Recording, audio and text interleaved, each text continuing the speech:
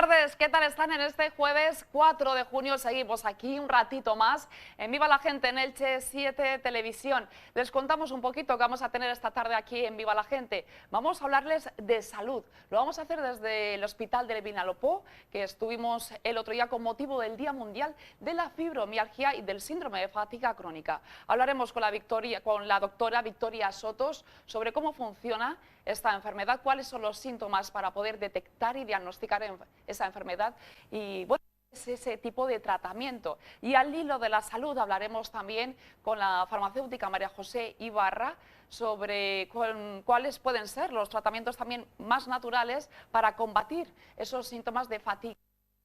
Además, por otro lado, también vamos a hablarles de cultura y fin de semana a través de un taller de Con mi papá, con mi mamá, El Escorchador, que se va a celebrar este fin de semana, además en honor a la artista ilicitana María Dolores Mula.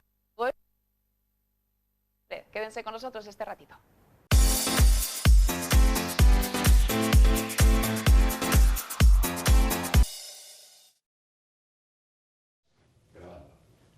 Hoy aquí desde el Hospital del Vinalopó vamos a hablar de ese dolor que no se ve, ese cansancio que muchas veces no se entiende y ese diagnóstico que en muchas ocasiones tarda en llegar. Con motivo del Día Mundial de la Fibromialgia y del Síndrome de Fatiga Crónica, hoy conocemos todos los detalles, cómo se desarrolla esta serie de patologías, cuáles son los tratamientos que se pueden atender, qué tipo de población, hoy todas las respuestas.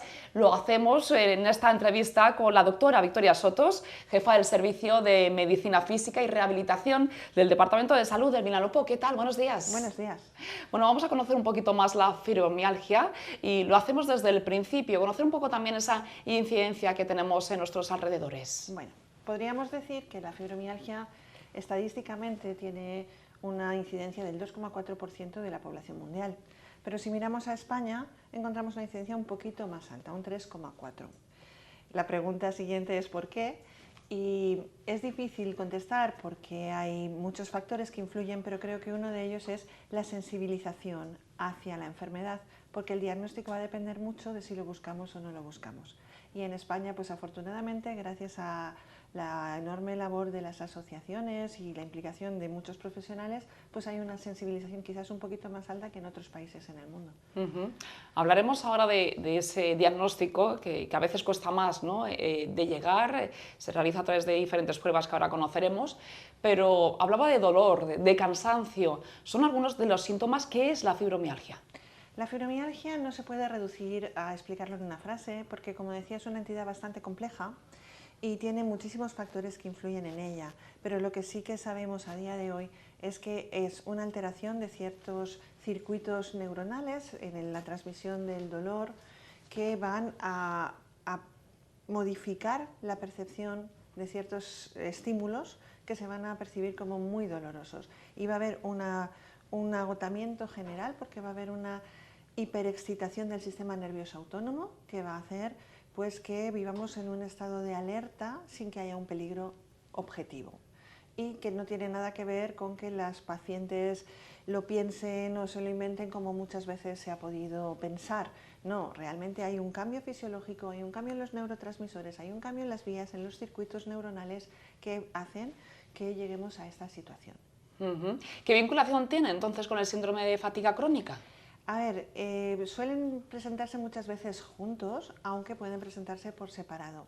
El síndrome de la fatiga crónica es un poquito más desconocido que la fibromialgia porque además esta entidad se describió más tarde en la línea en la que se están describiendo ahora otros cuadros como por ejemplo la sensibilidad química múltiple, etcétera, o la sensibilidad a las ondas electromagnéticas. Son cuadros que van apareciendo porque bueno, la sociedad evoluciona, cambiamos nuestros estilos de vida y eso genera cambios en nuestro organismo, pero no siempre conocemos cuáles, ni cómo, ni en qué momento.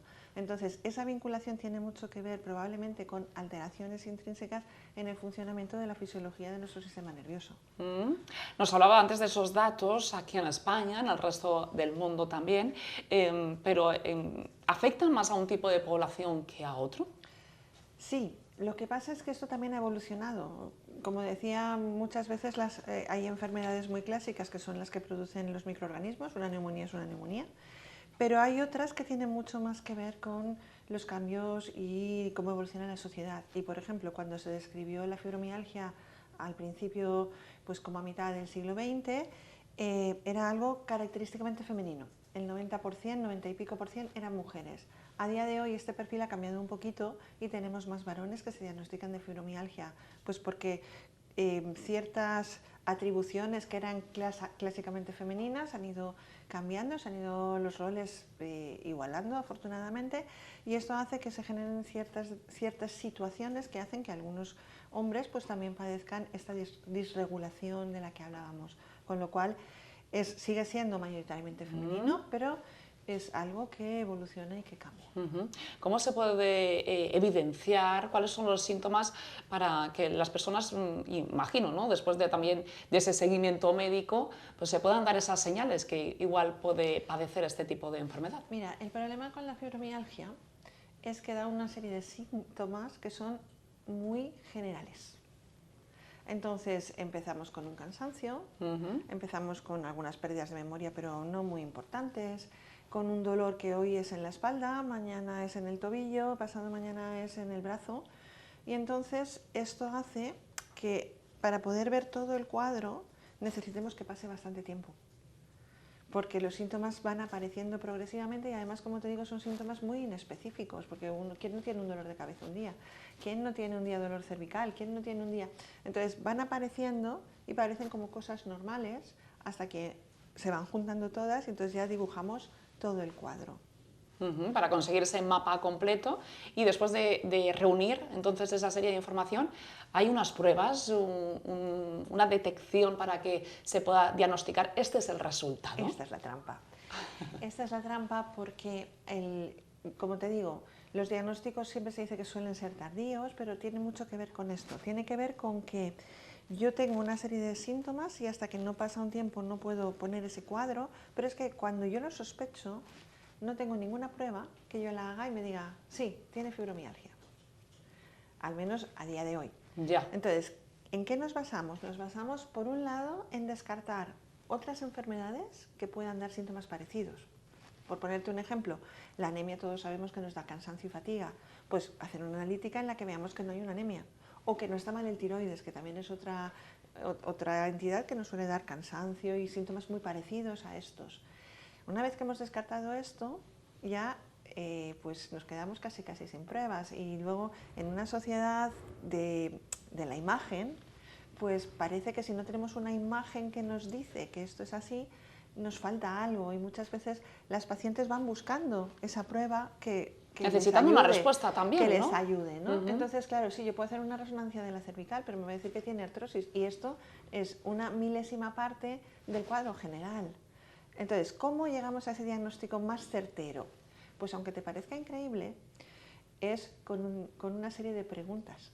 Es decir, hay un test validado, un poquito, yo hago la broma siempre, que es como estos de las revistas, ¿no?, de psicología, elige tu pareja ideal, y entonces vas contando y vas sumando una serie de puntos. Pues esto es algo parecido, salvando la banalidad, ¿no? Pero sí, vas preguntando una serie de síntomas, una serie de signos, con qué frecuencia aparecen, en qué partes del cuerpo aparecen, y todo esto nos va dando una puntuación. Y parece que sea una tontería, y parece que cómo va a ser eso un test diagnóstico, pero está demostrado con estudios científicos que esto tiene una especificidad, atención, del 90 y pico % y una sensibilidad incluso un poquito más alta. Uno es el 92 y otro es el 96. En sensibilidad en medicina es la capacidad que tiene una prueba diagnóstica para diagnosticar una enfermedad, es decir, es tan sensible como para encontrarla. Y la especificidad es que cuando digo que sí, sea eso. Las resonancias no tienen tanta especificidad para poder diagnosticar determinadas cosas. O sea que imagínate qué cosa más simple, pero qué específica y qué sensible es para hacer el diagnóstico. Por lo tanto, cuando nos referimos a ese diagnóstico que muchas veces tarda en llegar, porque desde que se reúne todo ese mapa de informaciones de esos síntomas y luego se hace ese muestreo, ese test, pasa mucho tiempo, ¿no? Sobre todo también porque al final una persona hasta que acude a esa atención médica es porque ha sido algo continuado y Claro. ha evidenciado diferentes Yo señales. te diría que el tiempo que pasa es sobre todo hasta que alguien puede sospechar el cuadro completo. O sea, no tanto desde que se sospecha hasta que tenemos el diagnóstico, porque ya te digo, pasar esa escala son en una consulta pues unos 10-15 minutos. El problema viene más en lo que te he comentado antes, en que, bueno, pues voy al médico porque me duele la cabeza y luego pues se da la circunstancia, que no es la ideal, pero que pasa muchas veces, pues que vuelvo a ir después porque me duele un hombro y ya no tengo el mismo médico. Entonces ese médico no me ha visto que luego, que antes había tenido un dolor de cabeza y que antes me había dolido el tobillo y que además duermo muy mal. Entonces, yo creo que el tiempo que se demora el diagnóstico tiene más que ver con esos síntomas tan inespecíficos, por decir de alguna manera, que no desde que alguien lo sospecha hasta que lo podemos confirmar. Eso es mucho más rápido. Doctora, hablábamos antes de la población, que afecta más a mujeres que a hombres, aunque se está viendo como con esa igualdad poco a poco de la evolución de la sociedad en los roles, pues también está afectando cada vez más a los hombres. A partir de una edad empieza a desarrollarse este tipo de síntomas. ¿Cuándo se Eso empieza a también ha desarrollar? cambiado, eso también ha cambiado. Antes hablábamos que era mucho más frecuente en la edad media de la vida, ¿no? Pues se empezaban a diagnosticar entre los 30 y los 40 años, que normalmente coincide con esa época de la vida en la que empiezas a tener más problemas, a estar más estresado. Pero últimamente lo estamos viendo cada vez en edades más jóvenes, porque también la sociedad es más estresante. Entonces, la edad tipo, si me preguntas la edad tipo, siempre te diría en mujeres de mediana edad, pero cada vez los diagnósticos los hacemos más jóvenes. Y también es lo que te comentaba al principio, que estamos más sensibilizados, los profesionales. Entonces, cuando oímos estos signos, síntomas, lo pensamos antes. Se está más alerta, ¿no? Que Y antes, teniendo más probablemente información. estamos haciendo más diagnósticos de los que se hacía antes. Una vez que llega esa noticia, ese diagnóstico final, ¿qué pasa después? ¿Cuál es el tratamiento? ¿Hay un tratamiento para esto? Pues tenemos el mismo hándicap que tenemos con las pruebas. No hay un tratamiento, no hay una cirugía que lo arregla, no hay una medicación que trata la causa. Entonces lo que tenemos que hacer es apoyar con diferentes medicamentos si hace falta y si no, con medidas de higiene vital y de cambios vitales para disminuir los síntomas y mejorar la calidad de vida, que es lo que está más afectado con estas patologías, porque lo que cambia es nuestra vida cotidiana. Entonces, los tratamientos van muy enfocados hacia eso. Cambia esa calidad de vida debido a lo que hablábamos, a los síntomas, ¿no? El dolor, el cansancio, al final todo esto aminora, ¿no? la vitalidad de la persona, del paciente, para asistir a reuniones familiares, a su ocio, etcétera, etcétera. Va por ahí. Yo en consulta utilizo mucho este ejemplo, sobre todo porque muchas veces las pacientes se sienten muy solas porque no les comprenden, ni la familia puede entender por qué no puede ir a una celebración, muchas veces la pareja se cansa de que siempre esté cansada, de que siempre esté con dolor. Entonces yo siempre traslado esto, ¿no? y intento hacer un ejercicio de visualización, intento que la persona que está al lado piense, y lo voy a hacer ahora con vosotros también, pensad cómo es el día de una persona que cuando se levanta apenas tiene fuerzas para levantarse de la cama, que no sabe qué le va a doler hoy, que una vez que pone el pie en el suelo encuentra cuál va a ser su dolor de hoy, que cuando se va a hacer el café no tiene fuerzas y tiene una rigidez que no le permite ni abrir una cafetera, y que después tiene que enfrentarse con un día laboral en el que pueden pasar muchísimas cosas. Y además es una mujer de mediana edad que tiene niños pequeños, que tiene que estar pendiente de estas cosas, de su trabajo, de padres mayores, y tu cuerpo no responde, imaginaos qué calidad de vida. Esto nos va a costar muchísimo. El vivir es verdaderamente un acto heroico cada día. Entonces eso al final hay que tener en cuenta no solo a la persona, sino al entorno que tiene que apoyarle. Se ha evolucionado mucho con esa sensibilidad, como nos decía, ¿no? de la atención profesional, y imaginamos también que todo esto está en continua investigación para poder conocer un poquito más en profundidad e intentar mejorar la calidad de los pacientes. Absolutamente. De hecho, desde que se describió el cuadro hasta ahora sabemos muchísimas más cosas. Hablamos de fenómenos como la sensibilización central al dolor, como lo que comentábamos antes de los neurotransmisores. Lo que pasa es que todavía no tenemos algo que nos pueda dar un mecanismo de encontrar el fármaco o alguna otra, no sé, hablamos de muchas líneas de investigación, de neurociencia, que además ahora está como muy avanzada, estamos avanzando a pasos gigantes en neurociencia ahora, y eso tiene mucho que ver con ese sistema nervioso central. Entonces, bueno, poquito a poco vamos incorporando cosas. Por ejemplo, sabemos a día de hoy, sabemos que una de las cosas que más ayuda en calidad de vida es el ejercicio físico, y esto al principio de diagnosticar el cuadro más bien todas estaban como muy paradas y sin hacer actividad, y ahora sabemos que no, que es todo lo contrario. Que mejora. Que mejora. Sabiendo que no existe un tratamiento personalizado, que sí que se puede tratar, ¿no? Dependiendo qué tipo de síntomas, pero ¿qué se hace? ¿Qué se puede hacer desde el Hospital del Vinalopó? ¿Qué es lo que hace el equipo profesional? Pues mira, en el departamento del Vinalopó lo que hemos hecho desde hace ya bastantes años, hemos creado un programa multidisciplinar, porque hay que abordar el problema, como te digo, es algo complejo y hay que abordarlo desde muchas perspectivas. Entonces, fundamentalmente nos hemos basado en toda la evidencia científica, lo hemos ido modificando a lo largo de los años a medida que íbamos sabiendo más cosas, pero básicamente lo que hacemos es un programa educacional, en el que en unas sesiones de charlas o clases, o llámalo como quieras, explicamos muy bien y con mucho más detalle de lo que yo te he contado hoy, qué es la fibromialgia, cómo funcionan esos circuitos neuronales, qué los activan, qué los inhiben y nos permiten estar mejor. Entonces buscamos un poquito esa calidad de vida y damos herramientas para que puedan autogestionar, es decir, hacemos esta educación en dolor en primera fase, luego hacemos una charla con psicología porque como te he comentado es como una especie de estado de alarma, de alerta, entonces aprendemos un poquito de mindfulness, de aprender que no hace falta tener la responsabilidad del mundo entero en tu bolsillo y a poder dejar un poquito más las cosas para tener menos tensión y generar menos dolor. Y luego, como te comentaba también, el ejercicio físico, que es lo que ha demostrado que tiene más evidencia para el control de los síntomas y la mejora de la calidad de vida y la calidad del sueño, que es uno de los factores también fundamentales. Las pacientes con fibromialgia descansan muy mal. Entonces, mejorar la higiene del sueño, hacer un poquito de ejercicio físico, conocer muy bien qué está pasando para entender y encuadrar por qué ahora tengo una crisis o por qué ahora no la tengo.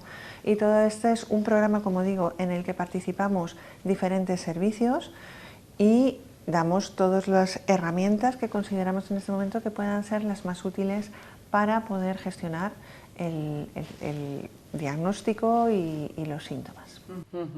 Bueno, pues conociendo un poquito más todo esto, estaremos también atentos de cómo evoluciona esa investigación, pues para algo clave, mejorar al final, como siempre, esa calidad de todas aquellas personas que padecen este tipo de enfermedad. Todo lo decíamos con motivo, hemos hecho esta entrevista del Día Mundial de la Fibromialgia y del síndrome de fatiga crónica. Doctora Victoria Sotos es jefa del Servicio de Medicina Física y Rehabilitación del Departamento de Salud Vinalopó. Muchísimas gracias por atendernos hoy. Gracias a vosotros.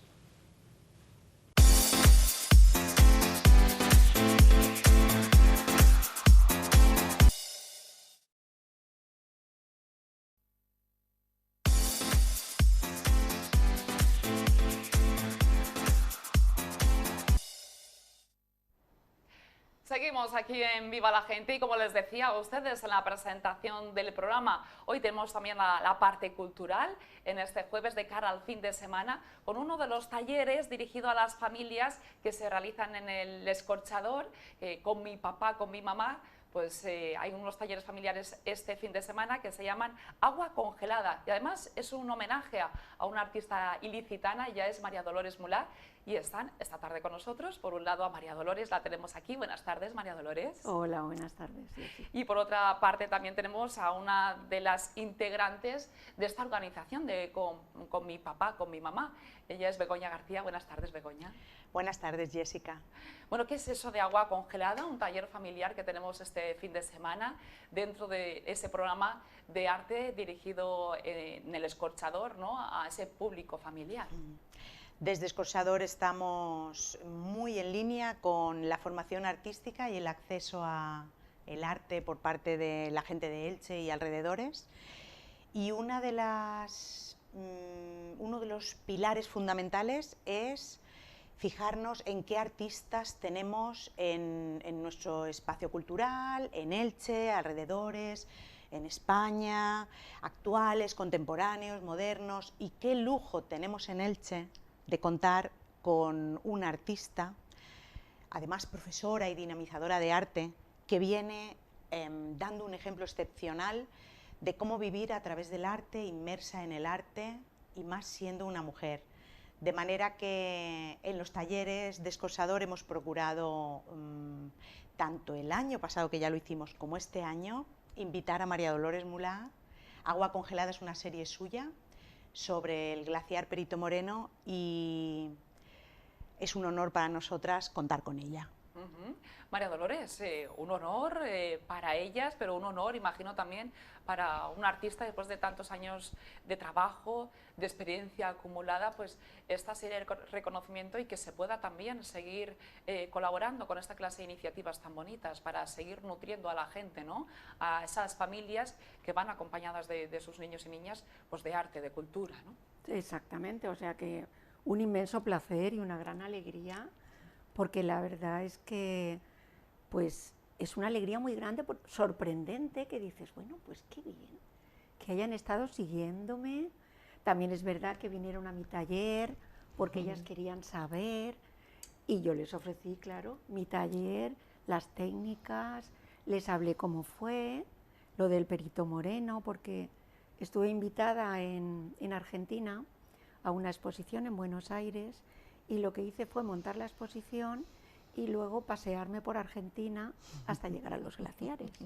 Y claro, el Perito Moreno es impresionante, es que no puedes imaginarte los kilómetros y kilómetros y kilómetros que tiene ese gran glaciar. Yo recuerdo que cuando lo visité, que iba con una amiga, queríamos llegar los primeros y nos fuimos a las 6 de la mañana y estuvimos como 4 horas contemplando esa gran masa de hielo, que yo entonces venía de haber terminado un trabajo que era todo blanco, y hay una frase que luego puse en uno de los catálogos que decía, iba en búsqueda del blanco y me encontré con el azul, porque el glaciar era azul, por la intensidad de agua. Ajá. Y era impresionante, la verdad. Y bueno, y por eso, pues cuando vine, como mi vida y yo somos lo mismo, y el arte, o sea, todo lo que yo vivo está en mis lienzos, y todo lo que yo siento, pues cuando yo vine empecé a realizar la serie de los glaciares. Ese agua congelada. Sí, agua congelada que expuse en la Universidad Miguel Hernández, y entonces utilicé muchísimas técnicas, incluso un cuadro que medía 15 metros por 1,50 y se enrollaba en ambos extremos, y cada 2 o 3 días lo iba extendiendo y ponía una imagen diferente. Y a ellas pues les gustó esa serie, consideraron trabajar el azul y por eso lo eligieron, y fue una cosa de ellas y a mí me encantó. Porque, ¿Cómo se traslada? Perdona, continúa. Sí, no, que me encantó cómo muestran a sus alumnos y alumnas el trabajo de un artista, cómo se preocupan de hablarles de la trayectoria, de lo que hace. Y claro, ellas me dijeron, es que haces tantas investigaciones que vamos a tener que llamarte varias veces. O sea que ya va el segundo homenaje y a mí de verdad que me enriquece muchísimo, me emociona, vamos, muchísimo. Al final es darle también más vida, ¿no? Y les a todo estoy ese trabajo, súper María agradecida. Dolores. Sí, se le da más vida porque es más reconocible, la gente, claro, a mí no me gusta repetir mucho las exposiciones, me gusta que cuando invito a alguien que vea el último trabajo, la última investigación, pero claro, se puede mostrar en otros sitios, ¿verdad? Claro, pues eso es. Te quería O sea, preguntar, Begoña, ¿cómo se traslada todo esto que nos está explicando María Dolores, todo ese trabajo, esa exposición, se traslada al final también a la parte educativa, con esos talleres? ¿Cómo lo hacéis vosotras? Pues nosotras trabajamos con una presentación inicial que elaboramos con mucho cuidado, todo a base de imágenes. Yo hago una investigación, por supuesto lo que ha comentado María Dolores, el hablar con ella, el comprender su obra, ver su técnica, y entonces a través de imágenes y con un discurso que elaboro, lo que hago es dirigirme a un público que va entre los 3 y los 80 y algo años. Bueno. Llegan a venir, porque también vienen los abuelos acompañando. Muy bien. Y lo que hago es una aportación que intento que sea muy atractiva, divulgativa, pedagógica, con algún trocito específico tipo cuentecito para los niños, pero con cuestiones técnicas y sobre todo una formación en bellas artes. Es muy importante las bellas artes, porque es lo que viene haciendo también María Dolores o en el Hort del Chocolater durante todo este tiempo, la innovación, la percepción de qué se está haciendo hoy en día, el enfoque, el vocabulario, en realidad no es tan complicado si lo empezamos a escuchar desde pequeños. El acceso al arte es posible para todos, si encuentras la manera. Hay que encontrar ese punto de vista que capta a cualquier persona que viene al taller, porque a lo mejor hay un padre, una madre, un hermano, una hermana que no está tan interesado como otros de la familia, pero la idea es captarles a todos según sus intereses y que conecten. No es fácil, conectar a diferentes generaciones, y ese desafío también de las nuevas generaciones de ahora, donde están al final alimentados de esa vida tan rápida, esos vídeos cortos, la tecnología, y que conecten todos con ese punto en común que es el arte, ¿no? Imagino que esto lo tenéis ya muy hecho porque lo hacéis muy a menudo allí en el Escorchador, pero bueno, eso también será arte lo que hacéis vosotras, el transmitirlo, ¿no? Sí, yo creo que sí, también tiene mucho que ver con el teatro. Tengo que reconocerlo, que el teatro es otra de mis grandes pasiones, entonces juntarlo todo ayuda mucho. ¿Cómo responden ellos, ese público? Responden muy bien. Llevamos un recorrido de prácticamente 15 años allí en el Escorchador con la formación artística y la gente responde muy bien. Es verdad que nos hemos especializado en un público intergeneracional, nos hemos especializado en trabajar con todas las edades a la vez, y eso, pues ese recorrido ya está ahí y es un placer. ¿Cuándo es, que no lo hemos hablado? Pues el taller ha sido este fin de semana pasado, tanto el sábado como el domingo, y volvemos con nuevos talleres en junio.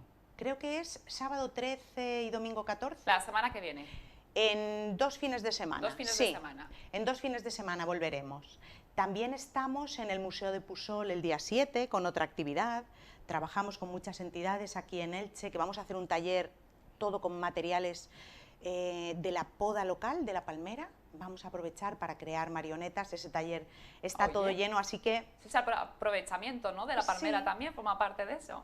Es muy, muy interesante. Desde nuestro origen, con mi papá, con mi mamá, estamos intentando trabajar con el kilómetro cero, los materiales, la poda de aquí, materiales naturales, reutilización. Esa parte es muy chula del trabajo que venimos haciendo. ¿Cómo se tienen que apuntar para participar en estos talleres familiares? Pues a nosotras nos podéis localizar por Instagram como Verdes y Rojas, y en Facebook es con mi papá, con mi mamá. Ahí tenéis toda la información. Y si queréis, estamos en el correo arteparaelche@gmail.com.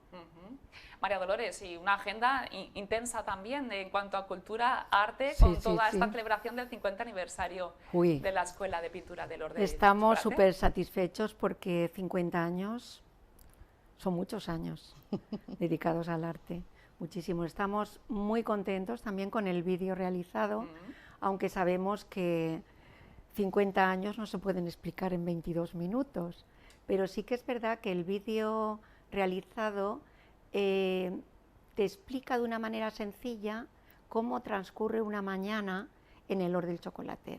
Desde que los niños entran, luego la puerta se cierra, que hay máxima seguridad, tenemos a nuestra conserje, y luego ya trabajamos allí con toda tranquilidad en nuestro paraíso, que es un lugar maravilloso, un lugar donde cuando se empezó con Jaime Brotons, que era el director de la obra social, y habló con los hermanos Martínez Blasco y el Grup d'Elx, en lanzar una escuela al aire libre, puesto que entonces no estaba la escuela de Altea, que era la más cercana. Ajá, sí.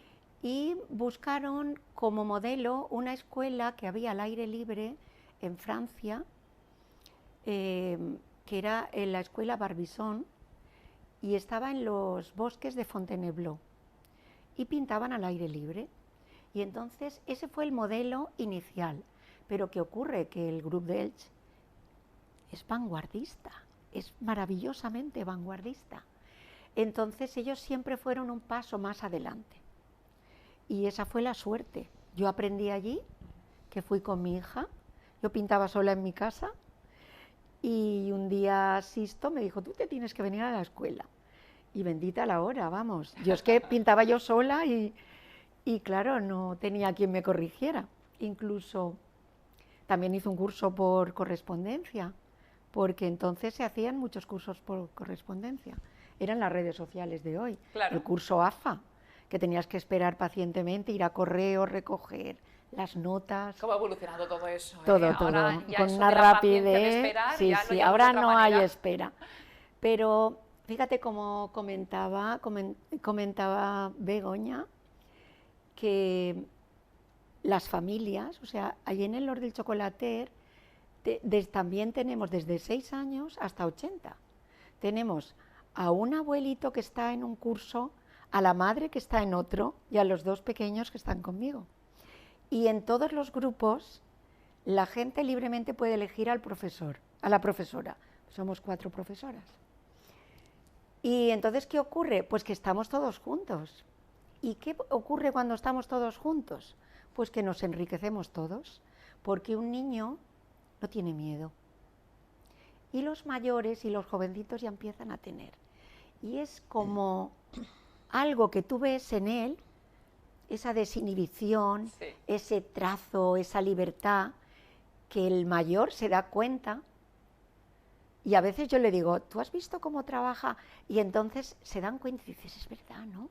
Cómo cuando uno es niño no tiene miedo a nada, se siente protegido por los adultos y no tiene miedo. Y eso se nota en esa respuesta artística. Y bueno, la verdad es que ha tenido mucha aceptación el vídeo.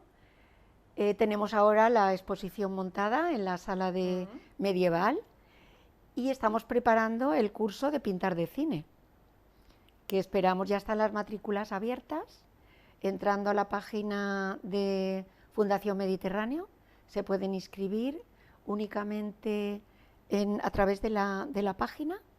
Pintar de cine solamente cabe la posibilidad de 25 alumnos, porque son 4 días el taller y cada día tendrán a una profesora diferente. Ah, pero con motivo ahora del Festival también de Sí, cine. sí, está dentro de la La actividad programación. del Festival de Cine. Ya se hizo, este es el 3er año que se hace y es muy bonito porque pintar de cine, ya la frase tiene un segundo juego de palabras, ¿no? ¿Y qué se necesita para hacer una película? Aparte de una historia. Se necesita un cartel para promocionarlo, Sí. el storyboard para ver las secuencias, un decorado, vestuario y la animación. Entonces, todo eso lo podemos hacer al aire libre, lo haremos más temprano que cuando Para son evitar las esas clases. horas de calor, Sí, ¿no? empezaremos a las 9, de 9 a 12 y vamos a disfrutar esos 4 días que serán jueves y viernes y lunes y martes, Ajá. de julio, coincidiendo ya cuando se inicie Previo al festival. el festival, exactamente. Bueno, toda la información en la página web de la Fundación Mediterránea, y tienen ustedes Exactamente. además esa programación del festival desde el 10 de julio con toda la información que les iremos dando poquito a poco aquí. Bueno, muchísimas gracias a las dos, a Begoña García y María Dolores Mulán. Que vaya muy bien todo, que vaya muy bien estos talleres familiares que hacéis en El Escorchador con Ahí mi papá, con mi mamá, estamos. y que pues a seguir cosechando toda experiencia vivida, a seguir trasladándola a todas estas generaciones, que es un placer poder contar contigo aquí en Elche, María Dolores. Muchísimas gracias. Gracias. A ti. Nosotros ahora hacemos una pequeñita pausa, volvemos enseguida aquí en Viva la Gente.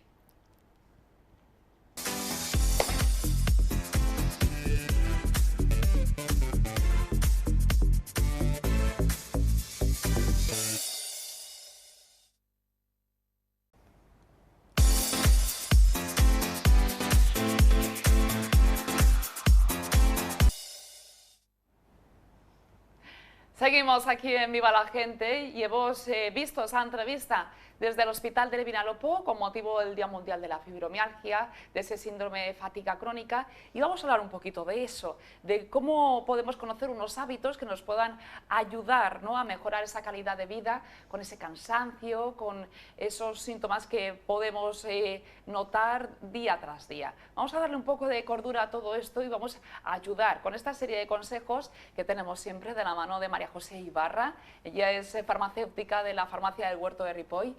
María José, buenas tardes. Hola, buenas tardes, ¿qué tal? Bueno, fatiga crónica, parece que puede ser hasta el peor de los diagnósticos, ¿no? Sí. Bueno, la verdad es que para las personas que padecen la fibromialgia, la vida es durísima, porque nos vemos abocados en un sistema de una fatiga crónica, de no tener fuerza para nada, pero además un dolor crónico. Y bueno, y junto con toda esta sintomatología, además, muchas veces vienen pues estreñimientos, cefaleas, dolores de cabeza, problemas gastrointestinales, colon irritable, o sea que encima van apareciendo de manera satelital otro tipo de patologías o de sintomatologías relacionadas con esto. O sea que ¿Con la fatiga? ¿Relacionadas con la fatiga? Con la fibromialgia. Con la fibromialgia. Porque la fibromialgia al final abarca no solamente el síndrome un poco de fatiga crónica, sino que también aborda el tema sobre todo del dolor. Una de las cosas más floridas de las personas con fibromialgia son los dolores incapacitantes. Son personas que muchas veces no se pueden mover porque les duele todo el cuerpo, es un dolor que se va moviendo. Se pueden incluso días decir, sí, no me puedo levantar de la cama, ¿no? Cama total, y un dolor pues difícil de abordar porque, bueno, al final las terapias analgésicas, cuando es un dolor que va y viene, son más complicadas para tratar ese dolor. Porque en el momento en el que el dolor se retira, la persona que ha tomado la medicación para un dolor fuerte, pues entonces se vería sobremedicada en esos instantes. Entonces son difíciles de medicar a nivel de analgesia clásica, ¿no? Entonces, al final, con ese diagnóstico, fibromialgia, difíciles de diagnosticar, incluso de tratar, porque claro, un día te puede doler mucho la cabeza que una zona del cuerpo y aparte ese cansancio constante. ¿Esto qué se hace desde el punto de vista de la farmacia? A nosotros nos gusta mucho abordarlo desde un punto de vista multifactorial, porque es una patología multifactorial. Todas en realidad lo son, pero esta en concreto tiene mucha muestra y mucha evidencia de mejoría, de calidad de vida y tal, utilizando muchos factores que no son tan concretos como los medicamentos. Entonces, aquí sí que está muy bien tirar un poquito de ellos. Mira, por ejemplo, en esta patología hay un fenómeno inflamatorio muy importante. Bueno, pues para la inflamación yo abordaría desde el punto de vista de la alimentación, eliminando, como ya hemos hablado en otras ocasiones, los hidratos de carbono, que son muy inflamatorios. Los hidratos de carbono rápidos, me refiero a las harinas, al arroz, a la patata, a los azúcares, ¿vale? Luego los procesados, que contienen innumerables sustancias que también son muy inflamatorias, pues también las eliminaría. Haría una dieta realmente sin estas sustancias procesadas. Algunos edulcorantes también pueden intervenir, el glutamato, son sustancias que se ha visto que cuando se retiran mejora la calidad de vida y efectivamente intervienen en los factores de inflamación. Dentro de una persona con fibromialgia hay un factor de inflamación brutal en general, con lo cual si reducimos la inflamación ya vamos a reducir una buena parte del dolor y de la fatiga. ¿Y alimentos que sean antiinflamatorios? Hablamos de los que son... Claro, pues mira, las proteínas, la carne, el pescado, los huevos son antiinflamatorios, las verduras, las frutas, fíjate, tenemos todo, prácticamente, o sea, todo lo que necesitamos para vivir. Por supuesto el agua de mar, de la que yo siempre hablo, para reequilibrar un poco el sistema también iónico del cuerpo, para evitar que se produzca también un aumento de la retención de líquidos, que lo que hace es empeorar la inflamación, con lo cual el agua de mar ahí también nos puede servir para restablecer este equilibrio, ¿no?, electroquímico. Luego, por ejemplo, es muy importante el factor del ejercicio físico. ejercicio físico moderado, dependiendo del estado de la persona, con estiramientos.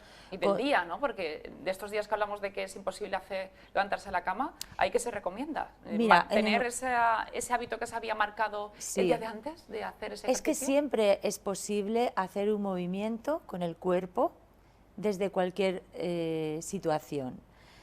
Incluso una persona que está en una silla de ruedas puede hacer unos ejercicios, puede hacer unos estiramientos. Incluso cuando yo estoy en la cama, que no me puedo casi mover, tengo un dolor, siempre hay un momento en donde yo puedo hacer alguna pequeña práctica de yoga, por ejemplo, en la que yo hago unos movimientos acompañados de unas respiraciones, aunque sean unos movimientos mínimos de levantar el brazo y bajar el brazo, levantar un poquito la pierna, lo mínimo que yo pueda hacer, mover un poquito el cuello hacia un lado, hacia otro, pequeños movimientos que yo pueda realizar con respiraciones profundas, me pueden llevar ya a empezar a mover un poquito la energía corporal y introducir un poquito más de oxígeno en todos los órganos para empezar un poquito como a revitalizarlos, a permitir que a través de este oxígeno también se puedan como regenerar, ¿no?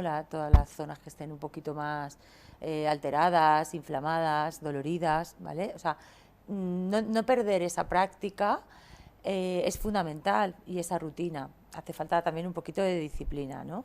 Entonces, bueno, pues abordando la alimentación, abordando el tema del ejercicio, por supuesto que abordando también algunos remedios naturales que nos pueden ayudar a suavizar toda la sintomatología, incluso a paliarla en algunos momentos, porque también si podemos disminuir la cantidad de medicación, que quieras que no, al final tiene sus efectos también secundarios, pues también podemos mejorar la calidad de vida, ayudándonos con una sinergia de remedios naturales que podemos tener, pues tanto para la inflamación, curcuminas, arpagofitos, derivados de los cannabinoides, pero sin el CBD, que serían con omegas 3, 7, 9, bueno, una serie de antiinflamatorios naturales, omega 7, omega 9, omega 3.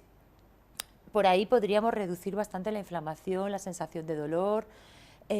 También es muy interesante, que ahora se está oyendo hablar mucho, el tema del magnesio, sobre todo en su forma de bisglicinato, que bueno, pues ha demostrado que es un potente relajante muscular. Entonces, una de las situaciones que se dan en la fibromialgia, que tienen que ver también con la fatiga crónica, es que el músculo está como muy tenso, muy contracturado, ¿no?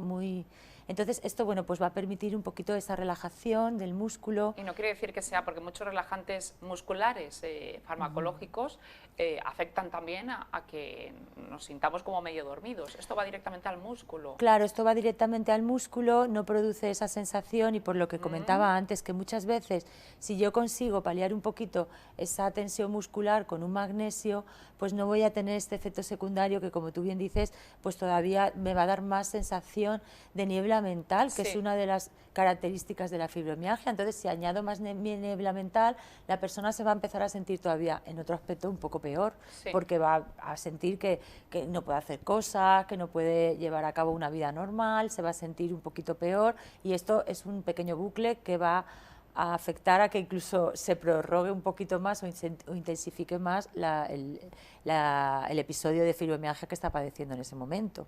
Porque este es otro de los componentes que podríamos trabajar, que es y es de los más importantes, que son los factores un poco emocionales o psicológicos.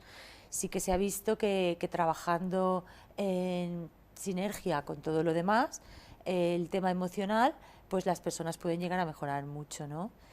A mí aquí me gustaría también hacer hincapié en un tema un poco autobiográfico. Yo siempre tiro mucho para que el origen de muchas cosas que nos pasan tiene que ver con situaciones en las que, sin darnos cuenta, nos metemos y nos hacen tanto daño que al final se manifiestan en el cuerpo a nivel de que se llega a manifestar y a quedarse una patología incluso que puede ser crónica. Y esa patología a nivel material es real. Pero sí que en un origen, cuando nos intentamos ir hacia cuándo fue la primera vez que yo tuve un episodio de fibromialgia, qué ocurrió previo a esto en mi vida, qué factores, qué desencadenantes pudieron haber, ocurrió alguna situación realmente fuerte, traumática, y entonces un poquito desde ahí tirar del hilo para hacer ese trabajo emocional, porque probablemente algo de ahí ha quedado y se ha instalado para que se vaya repitiendo cada cierto tiempo esa sintomatología tan completa y tan incómoda.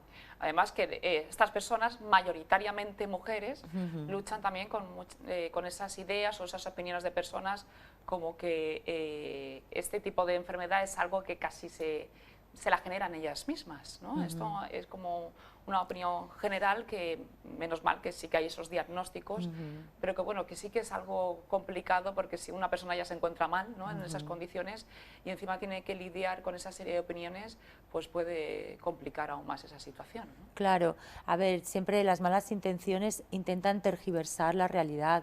Al final es muy difícil separar el cuerpo de las emociones, de la mente, de los conflictos y de las situaciones vividas. Entonces, minimizarlo todo a una de las tres partes, para mí, es reducir, la importancia. Pero de la misma manera que es reducirla al cuerpo nada más, es reducir la importancia, porque realmente también hay que tener en cuenta los otros factores. Lo mismo si una persona pervierte el significado de la fibromialgia llevándolos nada más que al factor emocional, pues también quedaría pervertido. O sea, creo que el futuro está en la integración de todos los aspectos que conciernen al ser humano, porque no solamente somos una masa física, biológica, que se puede alterar con medicaciones, no, es que formamos parte de otras cosas mucho más amplias, que son la parte emocional, la parte psíquica. Tenemos un cerebro que también hace cosas para que esos órganos se manifiesten de una manera o de otra. Tenemos unos genes, como ya en otra ocasión hablé, en donde está contenida toda la información. A veces se expresa la enfermedad y a veces se expresa la salud. Eso es la epigenética y depende de esos factores emocionales. Entonces, claro, no podemos ser tan reduccionistas, ni para un sentido ni para el otro. Es por lo menos mi punto de vista y siempre yo lo defiendo y creo que es muy importante no dejarse ningún tema. Por eso también animo a las personas que tienen fibromialgia a que cuando consiguen que, redundando en todos estos factores, consiguen una mejoría, también aquí invito a esa reflexión de por qué no mantener esos factores de salud en todos los aspectos de mi vida, mantenerlos siempre y no solo porque yo tenga una fibromialgia. Incluso más allá me preguntaría, ¿por qué esta persona que no tiene fibromialgia, qué hace? Pues hace ejercicio, intenta llevar una vida saludable, intenta no entrar en problemas, ¿no? ¿Qué está haciendo la persona que no tiene problemas de salud? Más allá de la alimentación y los medicamentos, ¿no? Entonces aquí pues... Una prevención, ¿no? Entonces con esos hábitos, claro, con los hábitos de vida. Porque al final es el estilo de vida. Al final estamos entrando en que un estilo de vida puede marcar el futuro de la salud del ser humano, ¿no? Pues vamos a por esos buenos hábitos para luego intentar evitar esos problemas, enfermedades que puedan salir. Al final, pues somos, ¿no? Y manifestamos lo que comemos, lo que realizamos, y yo creo que con ese mensaje, María José, nos quedamos hoy. María José, como siempre, gracias por estar con nosotros. Gracias a vosotros. Y ustedes, terminamos aquí este Viva la Gente de este jueves. Mañana volvemos a la misma hora de siempre, a partir de las 7:30 de la tarde, aquí en esta cita. Viva la Gente. Hasta mañana.